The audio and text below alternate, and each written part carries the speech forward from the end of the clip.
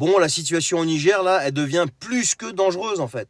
Ben oui, parce que l'ultimatum fixé par la CEDEAO, prend fin demain. C'était jusqu'au 6, c'était une semaine. En plus, là, les États-Unis viennent de décider de se retirer, probablement à cause d'un bis-bis qui est avec les Russes. Bon, les États-Unis et les Russes, on sait très bien qu'ils marchent ensemble. Ils ont mis en pause certains programmes d'aide, mais heureusement, l'aide alimentaire, eh bien, il continue, ça va. Alors, ce qu'il faut savoir, c'est que les États-Unis ont déjà investi depuis 2012 500 millions de dollars dans l'armée nigérienne. Depuis 2012. Donc là, ils vont complètement stopper l'aide, mais pas l'aide alimentaire. La CEDEAO, c'est-à-dire la Communauté économique des États de l'Afrique de l'Ouest, a donné une semaine aux putschistes pour remettre le président en place. Et demain, c'est le dernier jour.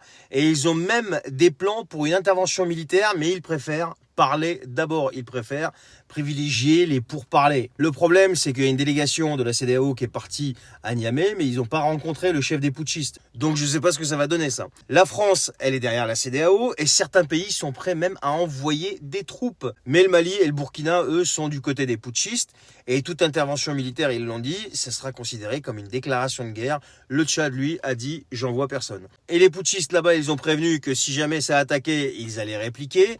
Mais le truc vraiment compliqué, c'est si les soldats français bougent. Ça va être un bazar pas possible.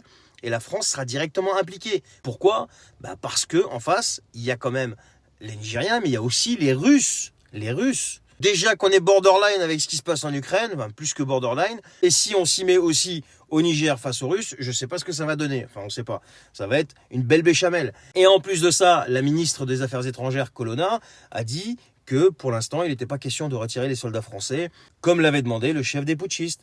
Donc voilà, donc je ne sais pas ce que ça va donner tout ça, mais en tout cas, là, pour l'instant, rien de bon. Donc on verra ce qui va se passer demain ou après-demain. Mais j'espère vraiment que la France ne va pas s'en mêler cette fois-ci, sinon ça va être vraiment un bazar pas possible.